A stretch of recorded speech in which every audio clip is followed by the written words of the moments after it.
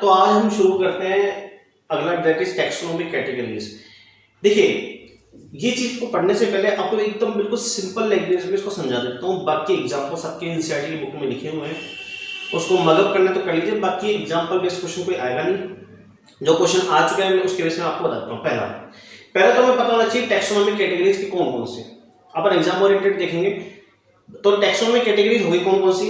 Kingdom, phylum, class, order, family, genus, species. इसको आपको इसी ऑर्डर में याद करना है, पहले ये और उसके बाद। तो कितने हुए टोटल? 7 हो गए। इसके निमोनिक्स याद कर सकते हो।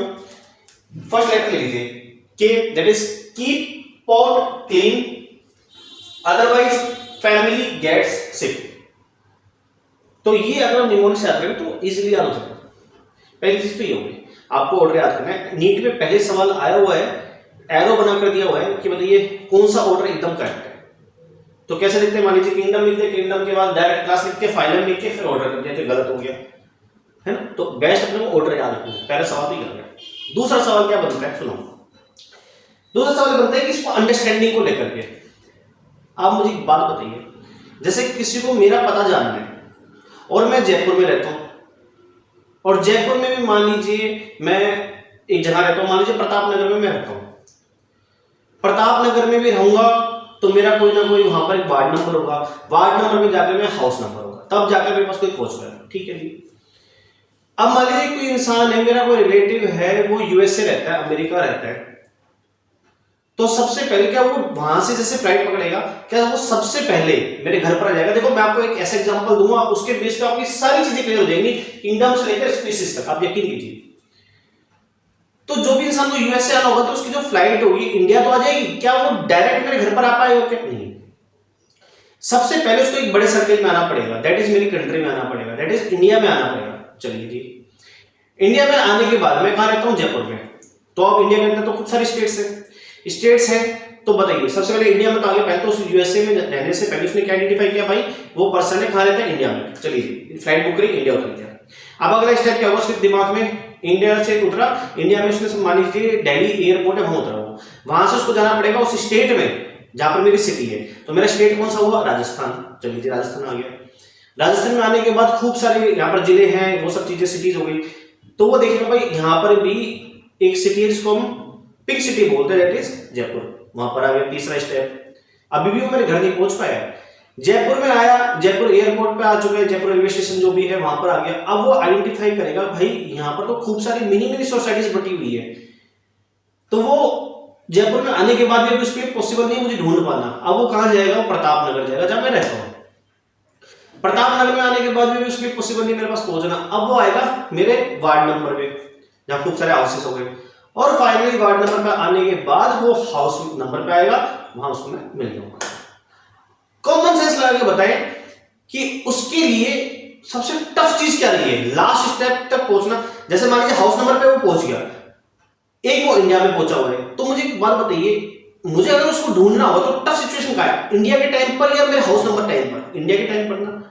क्यों? क्योंकि अभी उसके लिए बहुत सारी डाइवर्सिटी है। यूएसए से निकला, पहले तो उसको कंट्री सेलेक्ट करनी है, उस वक्त कंट्री में भी उसको स्टेट सेलेक्ट करना है, स्टेट के बाद वो जो नगर है वो सेलेक्ट करना है, समझ गए? तो इसका मतलब किंगडम क्या हो गया? हमारा इंडिया हो गया। फिर जैसे जैसे हम धीरे धीरे नीचे आ रहे हैं तो वो क्या आ गया? स्पीशीज। इसका मतलब किंगडम के अंदर क्या होना चाहिए? सब चीजें होनी चाहिए। जैसे कभी तो एनिमल किंगडम के अंदर जितने भी एनिमल्स होते हैं सब इंक्लूड कर देते हैं। अब उसमें सारे मिक्सचर होते हैं, डॉग्स भी हैं, कैट्स भी हैं, लोइन भी है, ह्यूमन है, डायनासोर वगैरह सब हो गए। लेकिन जैसे हम स्पीशीज के लेवल पर जाएंगे तो हम एकदम अपने लास्ट पॉइंट पर बैठ जाएंगे कि भाई कैट की बात करें तो स्पीशीज। तभी देखिए बस इसमें काम की जो चीज है ना, बस वो समझने की कौन सी है कि किंगडम में क्या होता है, ग्रेटर डिफिकल्टी होती है किसी भी चीज को अंडरस्टैंड। वो मैंने आपको बता दिया इंडिया के एग्जांपल से। लेकिन जैसे हम वार्ड नंबर पे पहुंच गए, अब उसके लिए कोई हाउस नंबर पे पहुंचने उसके लिए कोई टफ चीज है कि भाई तो जान दे ये बंदा ये है, उसको आराम से मिल लेगा। तो जैसे ही वो इंडिया से पहुंचकर कहां पहुंचा? हाउस नंबर पे। अब उसके लिए वो चीज एकदम आसान हो चुकी है। तो जो स्पीशीज है वो इजी टू आइडेंटिफाई। तो ये चीज समझ में आ गई बस। अब इसके अलावा तो थ्योरी है, एग्जांपल्स है, वो बुक से पढ़ सकते, कोई बड़ी बात नहीं। मेरा यहाँ पर मेन पर्पस ये है लेक्चर बनाने का कि चीजों को अंडरस्टैंड कर दिया जाए। वरना उसी चीज को मैं यहाँ उतार के लिख दूंगा तो मुझे नहीं लगता कुछ फायदा इस वीडियो का। तो अब देखिए, अब इसको एक सिंपल से याद रखिए, सबसे ऊपर कौन है? किंगडम, फिर हो गया phylum, class, order, family, genus, species. जो सबसे ऊपर है उसके नीचे जो भी चीजें ना उसका ग्रुप बना के वो बना रही है। जैसे नीचे से स्पीसीज को उठा लिया, स्पीसीज मिलकर क्या बनाएंगे? जीनस, जीनस मिलकर बनाएगा फैमिली, फैमिली मिलकर ऑर्डर, ऑर्डर मिलकर क्लास, क्लास मिलकर फाइलम, फाइलम मिलकर किंगडम। क्लियर? बस ये चीजें इसमें जो काम के सवाल तो मैंने आपको बता दिए, बाकी आप इसको देख सकते हैं एग्जांपल्स के तौर पे। तो मेनली आपको क्या याद रखना है? Taxonomic category sequence wise. दूसरा हमको ये याद रखना है कि एग्जांपल के तौर पे कैसे समझे? इंडिया से वार्ड नंबर वाली बात, हाउस नंबर वाली बात, तो उसको किसी पर्सन को आइडेंटिफाई करना है तो टफ सिचुएशन कहाँ है? किंगडम के लेवल पर, दैट इज इंडिया के लेवल पर आसान सिचुएशन कहाँ आ चुकी है? स्पीसीज के लेवल पर। ठीक है, तो ये याद रखते हैं। आज के लिए बस इतना ही। आई नो वीडियो काफी शॉर्ट है, बट मैं चाहता हूँ कि जो भी वीडियो बनाए एक पर्टिकुलर उस टॉपिक पे बन जाए, ताकि जब भी कोई बच्चा पढ़े तो उसको इजीली वो याद कर सके। ठीक है, आने वाली 2 लेक्चर के अंदर ये चैप्टर, 2 या 1 लेक्चर के अंदर ये चैप्टर मैं कंप्लीट कर दूंगा और इसके मैं क्वेश्चंस वगैरह पूरा करूंगा। और एक बात और कि मैं जो भी वीडियोस बना रहा हूँ सिर्फ और सिर्फ एनसीईआरटी बेस है ना, कोई भी इधर उधर का कंटेंट मैं बिल्कुल नहीं रखूंगा इसमें, बहुत शॉर्ट में मैं करने की कोशिश करूंगा। मेरा मेन पर्पज यहाँ कंटेंट तो है ही ऑफकोर्स, मेरा मेन पर्पज है कि आप चीजों को बहुत अच्छे से अंडरस्टैंड कर पाए, है ना, क्योंकि अंडरस्टैंडिंग इंपॉर्टेंट है। बाकी थ्योरी तो आप बुक्स में इतनी अवेलेबल है, सब मिल जाएगी, मेन है अंडरस्टैंडिंग होनी जरूरी है।